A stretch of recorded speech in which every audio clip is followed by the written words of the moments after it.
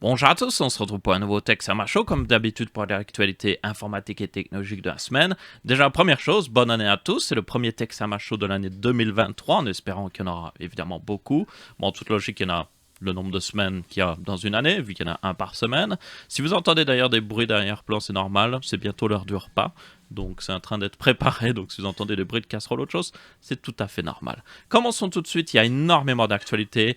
Je vais me concentrer sur ce Tech Sama Show parce qu'il y a eu le CES. On va se concentrer sur tout ce qui est hardware. Donc nous avons des nouveaux processeurs mobiles, nouvelles cartes graphiques mobiles. Nous avons évidemment une nouvelle carte graphique qui est la 4070 Ti. Nous avons aussi des nouveaux processeurs fixes de chez AMD et plein d'autres actualités comme ça. Vous avez une table des matières dans la description si vous voulez sauter vers le sujet qui vous intéresse le plus. Commençons tout de suite. Commençons justement par les annonces d'NVIDIA de nouvelles cartes graphiques mobiles. Personnellement, j'attendais assez bien ça parce que les RTX 4000, même si là, par exemple la 4090 consomme énormément, en réalité, si vous regardez ce qu'elle consomme par rapport à ce qu'elle donne au niveau FPS, elle est plutôt efficace au niveau énergétique. Donc pour les ordinateurs portables, c'est plutôt des bonnes nouvelles, si vous faites évidemment une carte graphique qui consomme moins. Et du coup, ils ont annoncé de la RTX 4050 à la RTX 4090 mobile. Alors bien évidemment, vous devez bien vous en douter. Alors déjà, les graphiques Nvidia, hein, toujours, est-ce que c'est un graphique ou est-ce que c'est juste un truc d'art? Parce qu'honnêtement, il n'y a aucun...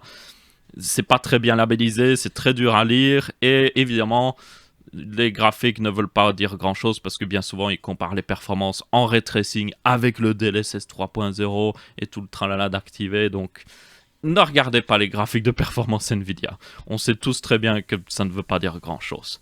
Par contre, ce qui veut dire grand chose, c'est évidemment les nouvelles cartes graphiques qu'ils ont annoncées. Donc ils ont, comme j'ai dit, annoncé plusieurs cartes, y compris une 4090 mobile. Alors la 4090 mobile, je vais vous le dire directement, ce n'est évidemment pas une 4090 de PC fixe. C'est en réalité basiquement le GPU que vous avez dans la 4080.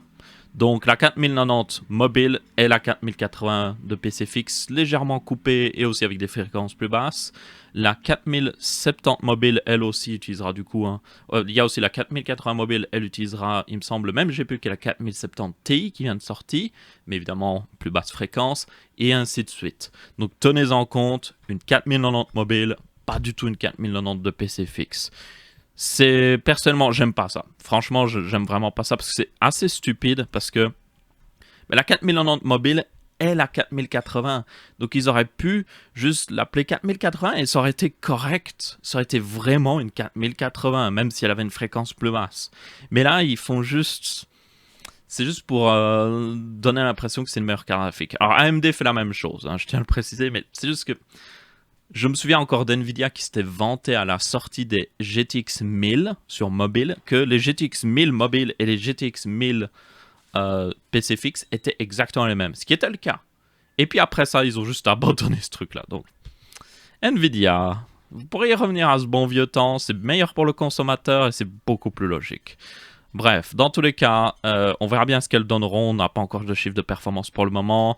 Il faudra aussi voir selon le TDP. Tenez-en compte, c'est toutes ces cartes graphiques. Vous pourriez avoir une 4050 qui tourne à 150 watts. Elle sera plus performante qu'une 4080 qui tourne à 90 watts. Et ça, c'est forcément.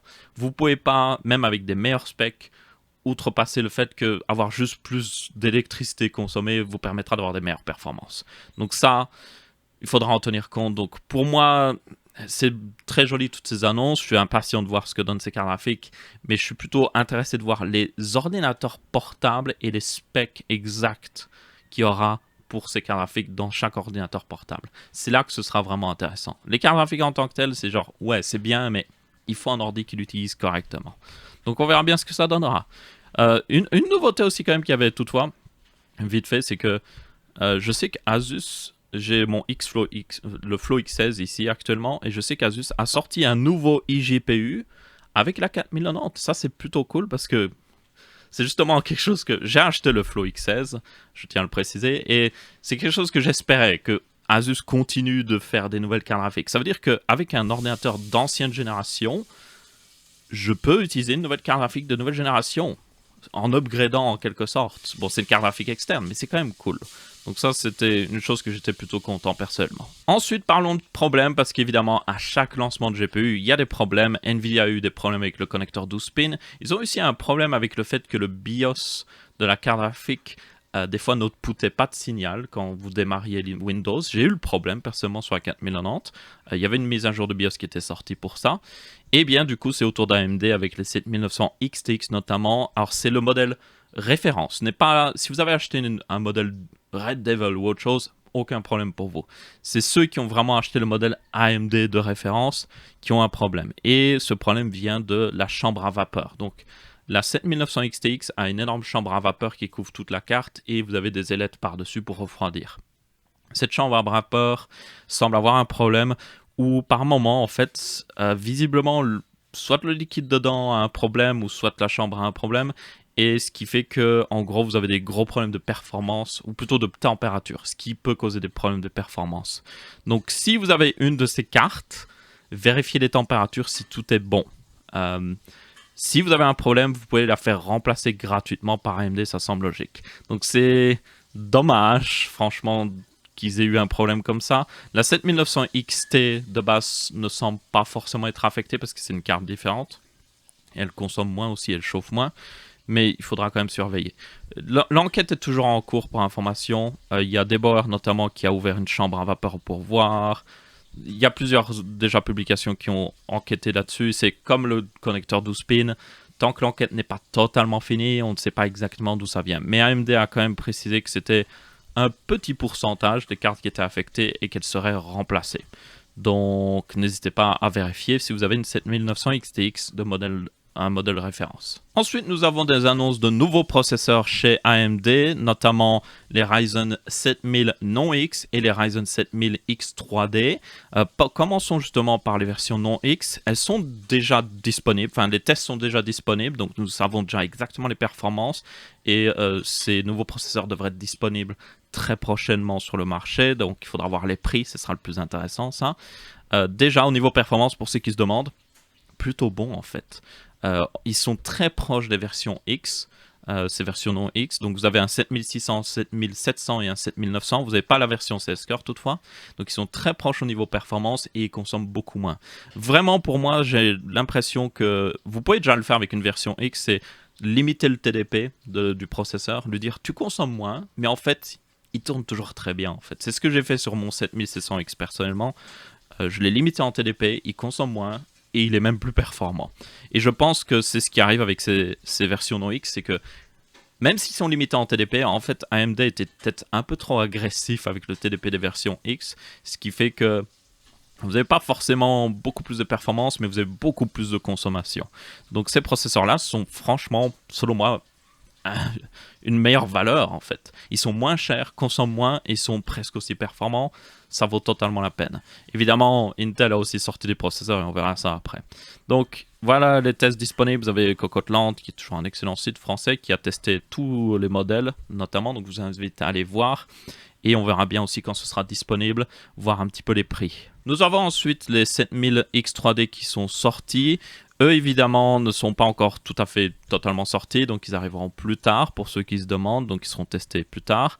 C'est aussi ceux que, personnellement, je suis très intéressé parce que je vous rappelle que le 5800X 3D arrive à la cheville de la plupart des processeurs qui sont sortis même encore maintenant, y compris les Intel 13e génération et même les Ryzen 7000. Donc imaginez un Ryzen 7000 avec le même avantage. Je pense que ça va faire mal, surtout à Intel. Donc il y aura 3 modèles différents. Vous aurez d'abord le 16, le 12 et le Weaker qui auront une version avec un cache 3D. Malheureusement, la version Seeker n'en aura pas, ce qui est, selon moi, fort dommage parce que c'est là qu'AMD... C'est là qu'il y a le plus de gens qui achètent des processeurs, donc c'est là où ils pourraient faire le plus de concurrence à Intel. Donc ils vont laisser le marché libre à Intel, selon moi, ce qui est un petit peu stupide, mais bon. Dans tous les cas, ces processeurs, comme on s'y attendait, ne seront pas overclockables. Il devra aussi avoir apparemment une température d'opération maximum plus basse. Donc visiblement, ils sont un petit peu comme le 5800X3D, un petit peu limité par-ci par-là, ce qui est logique parce que le cache en fait 3D qui rajoute sur le processeur est obligé de de fonctionner à une certaine fréquence. Donc si vous l'overclockez, c'est là que vous avez des problèmes avec. Donc visiblement, ils n'ont pas encore amélioré ça. Ça va prendre encore un petit peu de temps. Donc la température maximum est passée d'ailleurs de 95 à 89 degrés. Et comme on sait, les Ryzen 7000 adorent fonctionner à leur température maximum. Donc ça veut dire que certainement ces processeurs-là fonctionneront à 89 degrés maximum pratiquement en permanence. Du coup, on verra bien ce que ça donnera. Nous n'avons pas encore les prix, ce sera le plus intéressant parce que s'ils coûtent trop cher, ça ne vaut pas la peine. Perso, je suis assez intéressé par le 7700X 3D, qui serait du coup le remplacement du 5800X 3D. J'ai même acheté un 5800X 3D en anticipation pour pouvoir faire des tests, ce qui devrait être plutôt cool. Et je le comparerai évidemment aussi au 7700X classique. Et si je peux mettre la main sur un 7700 tout court, non X, ce serait encore plus intéressant. Là, on aurait vraiment la full comparaison. Mais bon, pas de garantie que j'en ai un de ces versions non X. Surtout que ça coûte beaucoup d'argent. Ensuite, une autre news en rapport justement avec les RX 7000 par contre ici, c'est le fait que la nouvelle version d'OBS 29 supporte l'encodage AV1 sur les RX 7000. Donc maintenant, vous pourrez facilement utiliser cet encodage si vous avez une RX 7000. Je vous rappelle que OBS supporte déjà aussi l'encodage AV1 sur les RTX 4000 ainsi que sur les Intel Arc, si je me souviens bien, oui. Ou alors c'est peut-être un peu bricolage toujours. Dans tous les cas, c'est intéressant. Il y avait déjà des tests qui avaient été faits pour information et ça avait montré que ce nouveau encodeur AV1 chez AMD est meilleur, mais n'est pas encore tout à fait à la cheville de chez Nvidia et aussi Intel qui a en réalité un assez bon encodeur. Donc il faudra voir si cette nouvelle implémentation plus officielle sera meilleure. Je vous invite à regarder, c'est HyposVox, c'est une chaîne YouTube américaine, donc il parle anglais. Il fait tous des tests au niveau streaming, il va certainement tester ça, parce qu'il a une RX 7000 et il fait toujours des vidéos sur toutes les sorties d'OBS, donc ça devrait être plutôt intéressant. Il y a d'autres nouveautés avec OBS 29, je n'ai pas encore regardé personnellement, donc je voulais juste surtout traiter au niveau hardware ici. Ensuite, on passe à des annonces de processeurs mobiles, parce que oui, comme nous avons eu des nouvelles cartes graphiques mobiles, nous avons forcément des nouveaux processeurs mobiles, et c'est chez Intel et chez AMD. Ici, on regarde AMD en premier. Vous avez aussi beaucoup d'ordinateurs portables qui sont sortis. La plupart qui ont été annoncés arriveront en février. Je couvrirai plus de ces ordis la semaine prochaine dans le prochain Texama Show parce que ici on est vraiment concentré au niveau hardware. Donc commençons tout de suite justement.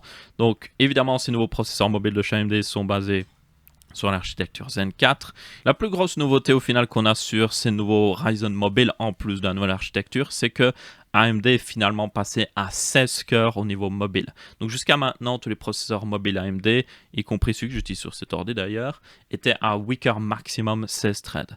Donc comme Intel a rajouté beaucoup de cœurs et haute efficacité dans leurs processeurs, ce qui a mis une sacrée pression à AMD, eh bien ils ont dû augmenter aussi le nombre de cœurs sur les plateformes mobiles. Donc là, nous avons 16 cœurs maximum, 32 threads, et nous avons évidemment des modèles 12 cœurs, 8 cœurs et 6 cœurs. Ça semble assez logique. Voilà d'ailleurs les noms des versions un petit peu plus haut de gamme ici. Il y aura des versions évidemment qui consomment moins, il y aura des versions pas forcément ultra haut de gamme qui ont une plus basse fréquence. Donc là, c'est vraiment les top du top en Ryzen 9, Ryzen 7 et Ryzen 5. Donc vous avez le 7945 HX, un nom assez compliqué, 7845 HX, 7745 HX et 7645 HX. Donc, il faudra voir ce que ça donne. Personnellement, je suis assez impatient parce que AMD est plus efficace au niveau énergétique, ça s'est vu. Même avec Zen 4, les Ryzen 7000 consomment beaucoup, mais c'est parce que AMD a décidé ça, mais si vous les optimisez, vous pouvez vraiment avoir des très bonnes performances pour beaucoup moins que ce qu'offre Intel. Donc, sur un PC fixe, Intel a toujours un certain avantage parce qu'ils sont très performants, peu importe la consommation, même si ça coûte de l'argent avec l'électricité. Mais sur un ordinateur portable, là, ça devient totalement différent parce que vous avez besoin de cette efficacité énergétique. Parce que l'ordi est limité en refroidissement et limité en consommation, surtout si vous êtes sur batterie. Donc il vous faut le meilleur processeur qui consomme le moins possible. Donc là, je suis vraiment, vraiment curieux de voir justement en février ce que ça va donner la 13e génération versus les Ryzen 7000 au niveau mobile. Parce que les Ryzen, en tout cas, par exemple, celui que j'ai ici, c'est un 6900 HS, je crois, ou 6900H. Genre, il est hyper efficace au niveau énergétique. Au point même, d'ailleurs, le Flow X16, ils l'ont update. J'en parlerai dans la semaine prochaine, mais ils l'ont update. Ils sont passés à un Core Intel de 13e génération. Donc, personnellement, je suis en mode, est-ce que ça casse pas l'avantage du Flow X16, qui était basé sur AMD et c'était plus efficace au niveau énergétique? Enfin bref, on verra bien ce que ça donnera. Il y a des trucs un peu bizarres d'ailleurs là-dessus, j'en parlerai la semaine prochaine. Bref, nous avons aussi d'autres processeurs plus efficaces au niveau énergétique, notamment le 7940 HS qui lui est toujours un weaker 16 thread, donc c'est pas un 16 cœurs. Donc là, il va avoir des trucs qui portent à confusion parce que si on regarde celui-là, vous aviez le 7945 HX est 16 cœurs, le 7940 HS, non pas très loin, hein, c'est un weaker. Donc là j'aime pas trop ça. Personnellement, je trouve c'est... À ce moment-là, appelez-le Ryzen 7 ou alors donnez-lui un nom suffisamment différent pour le différencier. Donc par exemple, nous avons des Ryzen 9. Les Ryzen 9, voilà, 12 cœurs version haut de gamme, c'est des 7800 quelque chose. Et là, on est à 7900 et pourtant, on a Quicker, donc ça porte vraiment en confusion. J'aime vraiment pas ça. Ils auraient pu faire un 12 cœurs d'ailleurs, parce que le Ryzen 7 lui était aussi un weaker, donc il ne pourra pas faire un 12 cœurs. Ensuite, nous avons évidemment Intel qui, eux aussi, ont sorti de nouveaux processeurs mobiles. Donc, ils ont annoncé une pléthore de processeurs. Les voici. Comme d'habitude, c'est à peu près le même nom que d'habitude. Hein. Donc, vous avez le 13900. En réalité, ils ont un peu changé, non? Ouais, ça porte encore plus à confusion, je trouve. Vous avez le 13900 HX, par exemple. Et en gros, tous ces processeurs, tout comme les processeurs de PC fixes, ont plus de cœurs haute efficacité énergétique, donc notamment les plus grands auront weaker haute performance, ce qui en réalité est une petite upgrade parce que je vous rappelle que sur la 12e génération mobile, vous aviez des Core i9 qui étaient à seulement 6 cœurs, et je parle de gros Core i9 dans des PC gaming, pas ce version haute efficacité énergétique ou autre chose.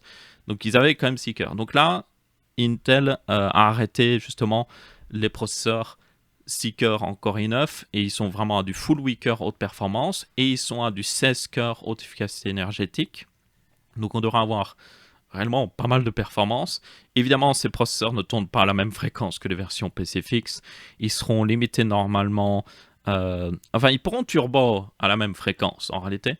Donc là, ils peuvent faire du 5,6 GHz sur le plus grand modèle, mais il ne le fera pas très longtemps, ça semble logique. Et sur tous les cœurs, par contre, là, on a une grosse diminution parce qu'on sera à 4 GHz maximum. Sur les e-cœurs... Non, en réalité, où sont les piqueurs? Oh, il l'indique pas en vrai. Je voulais regarder la fréquence de boost sur tous les cœurs, il ne l'indique pas. Mais elle sera plus basse, je peux vous le garantir. Et les fréquences de base aussi sont plus basses, ce qui semble logique parce que là on est sur des ordi portables. Mais ça, c'est pas un problème si le processeur peut booster très haut. Et les TDP, alors là, c'est... Le TDP de base des Core i9 est de 55 watts. Et en réalité, ça va jusqu'au Core i5, 55 watts. Ils peuvent aller plus bas, hein, mais c'est le TDP de base.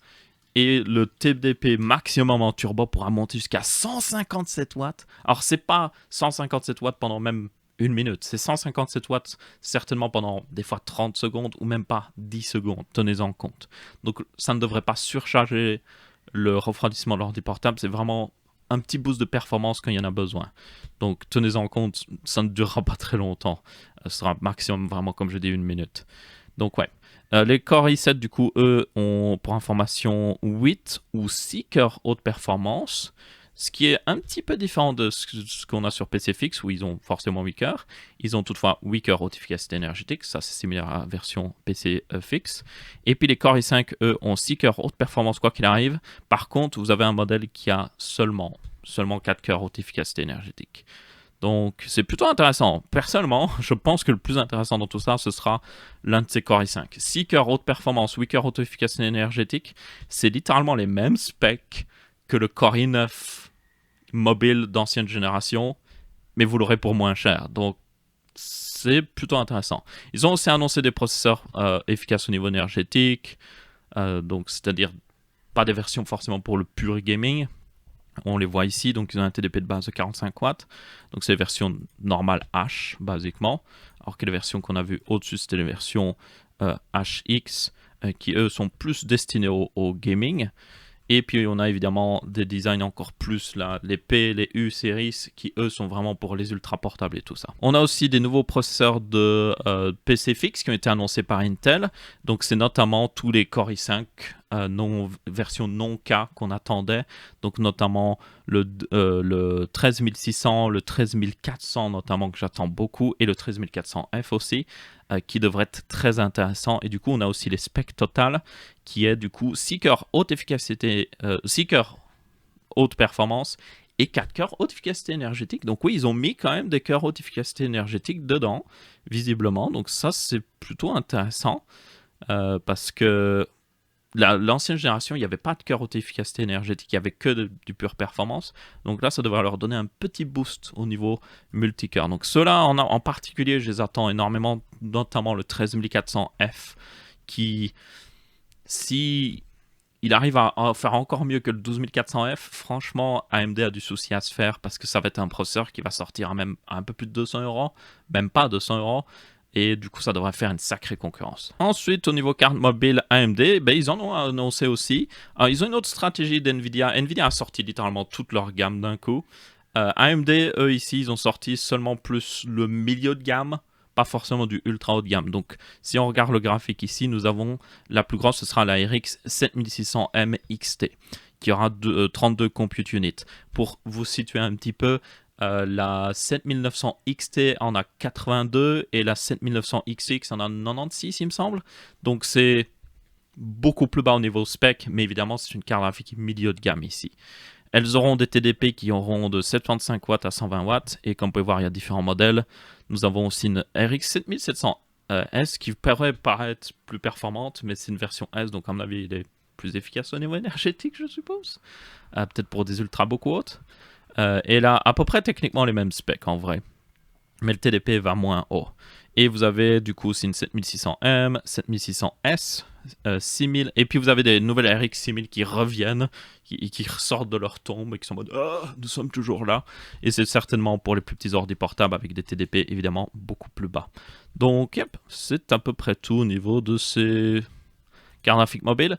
Encore une fois, il faut attendre. C'est comme les cartes Nvidia, c'est joli tout ça, les specs, mais il faut voir des ordi portables avec. Le prix de ces ordi portables, est-ce qu'ils arrivent à utiliser pleinement cette carte graphique? Je suis impatient toutefois, parce qu'évidemment, tout comme les RTX 4000, ces cartes sont plus efficaces au niveau énergétique, donc c'est mieux pour les ordinateurs portables. Et enfin, dernière news, c'est évidemment que la RTX 4070 Ti était sortie, ou plutôt est sortie.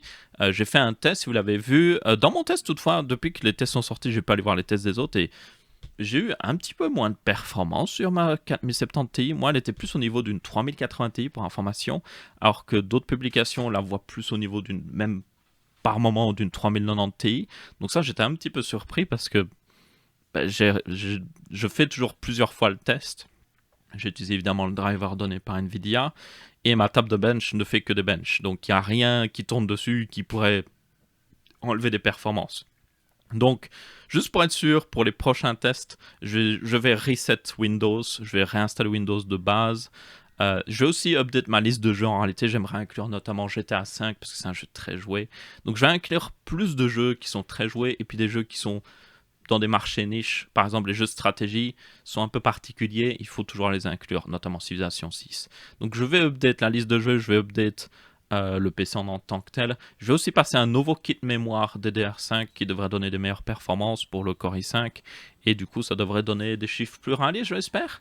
Et du coup tous mes prochains tests aussi je les ferai en 1440p, parce que toutes les prochaines cartes seront plus milieu de gamme. En réalité c'est plus des prix haut de gamme, mais bon, du coup c'est plus des cartes pour le 1440p, et je retesterai la 4070 Ti, la 4080 et tout ça. Donc prochaine sortie de carte graphique, vous devriez avoir tous ces graphiques updates, et ça devrait être intéressant. En attendant, vous avez tous les benchmarks, enfin toutes les autres publications qui sont sorties des tests, n'hésitez pas à regarder. Maintenant, ce que vous devez vous demander, qu'est-ce que ça donne niveau stock et prix? Alors les prix sont techniquement respectés, même chez le DLC, c'est juste qu'il n'y a pas de stock. Voilà, c'est aussi simple que ça. Il y a du stock en réalité, mais c'est sur des cartes qui sont évidemment plus cher que le prix annoncé. Donc là, elle est à 999 €. En 999 €, vu que, encore une fois, elle est en réalité un peu plus performante que ce que j'ai vu dans mes tests, ça peut être intéressant, mais c'est bof. Pour moi, c'est bof parce que, encore une fois, vous avez la 7900 XTX qui offre tellement plus pour l'argent. ok, elle est plus chère, et c'est une carte graphique très chère, mais elle offre tellement plus que c'est dur des fois de se dire, ah, je vais prendre une 4070 Ti. Donc, je dirais que la 4070 Ti est la première carte, c'est la première RTX 4000 que je recommande, entre grandes guillemets, si vous la trouvez à un bon prix. Au-dessus de ça, la 4080 pour moi n'a aucun intérêt. La 4090, elle a un intérêt, la 4090, surtout dans le domaine professionnel, mais c'est plus si vous êtes professionnel. Je la vois pas comme une carte graphique gaming, je la vois comme une carte graphique professionnelle. Là, oui, comparé à une Quadro, les anciennes Quadro et tout ça, elle est intéressante, la 4090, mais pas pour monsieur tout le monde qui va juste jouer à des jeux vidéo. Donc, yep. Mais dans tous les cas, les prix sont pas forcément respectés. Si on va sur PC Part Picker, j'ai pas regardé encore. On est en France, nous allons évidemment choisir les cartes graphiques. Et la moins chère, je la vois à 1000 € visiblement. Yep, sur Top Achat. Donc, encore une fois, pas vraiment respecté le prix de 899 €. Et j'ai juste envie de dire, Nvidia va être en mode, c'est pas notre faute, c'est les constructeurs qui font ça. Mais c'est de la faute d'Nvidia. Réellement, c'est de la faute d'Nvidia pour ceux qui se demandent. Pourquoi? Parce que Nvidia fixe le prix du GPU en tant que tel. Donc Nvidia va demander une certaine quantité d'argent au constructeur pour le GPU, ce qu'il y a sur la carte graphique. Et du coup, si vous êtes constructeur de carte graphique, vous avez une marge à faire. Et si le prix du GPU est trop haut de base, vous pouvez faire une carte graphique qui coûtera 899 €, mais elle sera vraiment le strict minimum en fait. Si vous commencez à rajouter un petit peu plus, un meilleur refroidissement et tout ça, vous allez dépasser. Vous n'allez jamais rentrer dans votre marge en la mettant à 899 €. Du coup, c'est à Nvidia de faire en sorte que les constructeurs aient une marge intéressante et puissent réellement sortir la carte à 899 €. Et du coup, c'est à peu près tout pour ce Texama Show aussi. On va en rester là. J'espère que vous avez bien apprécié pour ces news de la semaine. Pas mal d'actualités, comme j'ai dit, au niveau hardware. Que pensez-vous de ces sorties? On en parlera plus certainement la semaine prochaine, au niveau ordinateur portable notamment. On va voir ce qui a été annoncé. Et aussi les autres nouveautés au niveau écran et tout ça en tout genre. Parce qu'il y a eu énormément de nouveautés annoncées, évidemment, lors du CES. Je vous rappelle qu'il était début, justement, janvier. Du coup, merci à tous d'avoir regardé. J'espère que vous avez bien apprécié. N'hésitez pas à laisser votre avis, que ce soit en pouce bleu, pouce rouge ou en commentaire. On se retrouve pour une prochaine vidéo et je vous dis ciao ciao.